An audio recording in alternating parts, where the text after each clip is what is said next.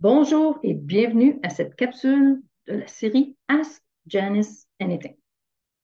Mon nom est Janice Dugas, experte conseil en visibilité, notoriété et rentabilité web.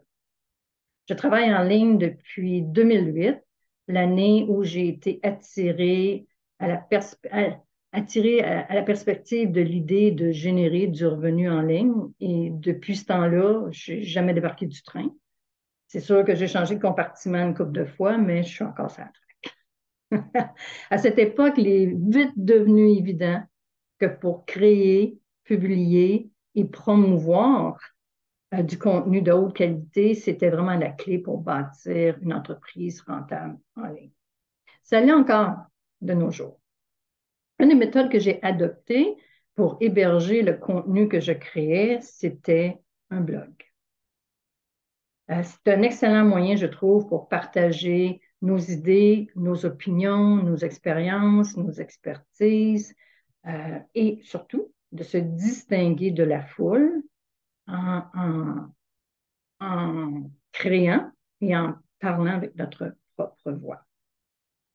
Bon, une des questions à laquelle je vais répondre aujourd'hui, c'est celle-ci. Comment fait-on pour faire de l'argent en ligne? Bien, le plus simplement possible, là, il faut 3 éléments. Le premier, il faut une liste. 2, il nous faut du trafic. Puis 3, il faut qu'on ait une offre. On va examiner chacun de ces 3 éléments-là ensemble. Tout d'abord, la liste. Bon. Bon, contrairement à ce que me disent souvent des gens qui commencent, ben oui, mais j'en ai pas de liste. Ouais, à qui tu veux, j'envoie des courriels, j'en ai pas de liste. Mais si on y pense comme il faut, tout le monde a des noms et des courriels de certains membres de la famille, de certains amis, des amis. Ça peut être des collègues, ça peut être des gens avec qui on travaille, ça peut être des gens avec qui on utilise des services. Je suis persuadée que si vous faisiez une liste sur Excel des noms de votre cercle d'influence proche, vous pourriez atteindre facilement 100 noms. Puis c'est assez pour commencer. Bon, ça me fait penser, on entend beaucoup de nos jours que le marketing par courriel, c'est mort. C'est drôle, hein, que ceux qui nous disent ça, ils nous font savoir en nous envoyant un courriel. Le marketing par courriel, il n'est pas mort, il n'est pas à nous mourir. Puis je vais vous donner un exemple que m'a conté une de mes amies. Elle habite aux États-Unis et puis elle est auteure elle-même. Elle a publié plus de 15 livres. Et puis elle aime beaucoup ça, aller à la librairie hebdomadaire. Elle y va chaque semaine. Et puis, avec la pandémie, ça a été très difficile. Fait qu'elle a fait des dons pour les aider pour pas que l'entreprise ferme. Et puis, on même, à un moment donné, fournissait les masques, fournissait les désinfectants parce qu'ils voulaient vraiment garder l'entreprise à flot. Et puis, elle leur a demandé, est-ce que vous avez une infolette? Est-ce que vous envoyez des courriels à vos clients? Ils ont dit non, non, on ne croit pas trop à ça. Mais on a une page Facebook. On a une page Facebook.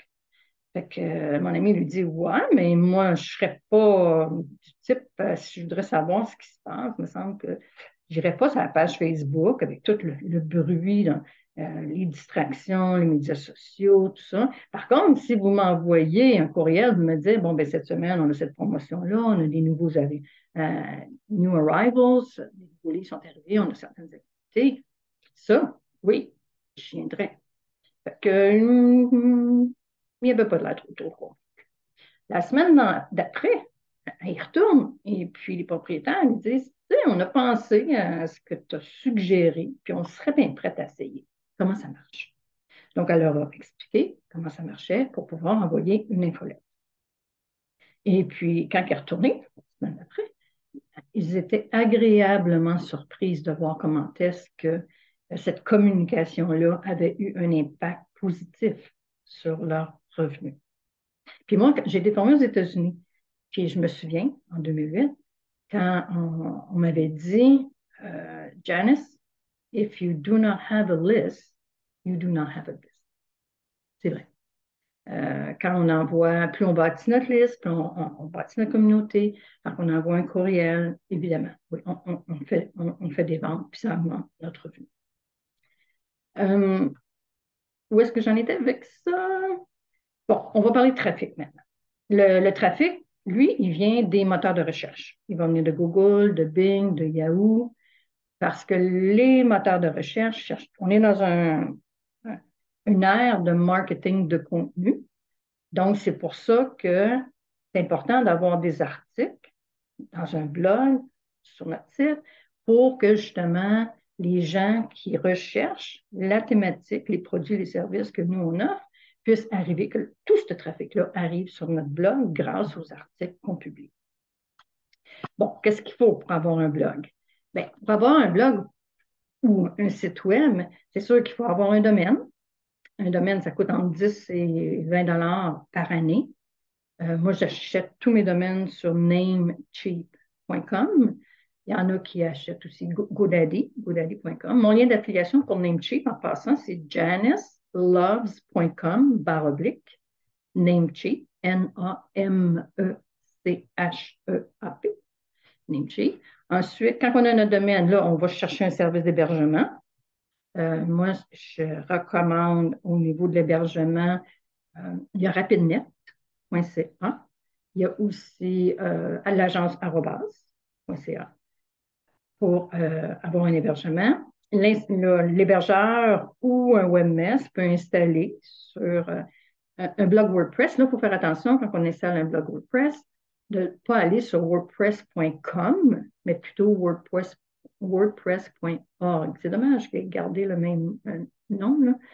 Parce que WordPress.com, c'est la même affaire que Wix.com, Weebly.com. C'est des tiers parties. Ce n'est pas un site qui va vous appartenir à 100% quand vous installez, par exemple, à partir de WordPress.org. On installe les extensions et puis là, ben, notre blog est fonctionnel. On commence à publier du contenu. Bon, est-ce que j'ai les qualités nécessaires pour maintenir un blog à succès? Bonne question.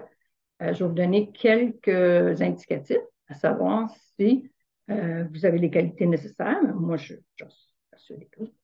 C'est un, il faut être passionné du sujet sur lequel on écrit, sinon ça va paraître, ça va transparaître. On doit y apporter des idées et puis des nouvelles perspectives à cette thématique-là. Il faut avoir une volonté pour y consacrer du temps puis des efforts.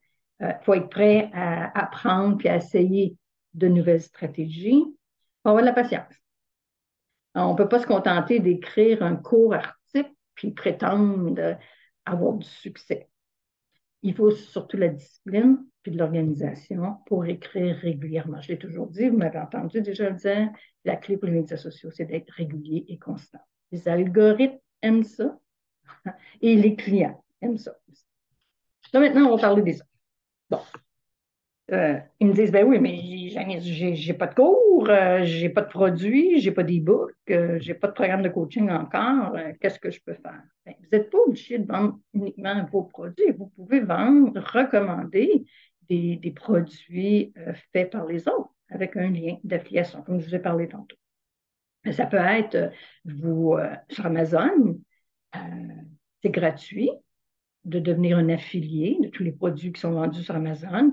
Donc, si vous faites un article sur votre blog sur un sujet donné, vous voulez parler des accessoires, ça peut être des articles de cuisine pour ceux qui sont dans la nourriture, ça peut être des livres, ça peut être de la musique, ça peut être tout ce qui a rapport avec la thématique pour laquelle vous êtes passionné.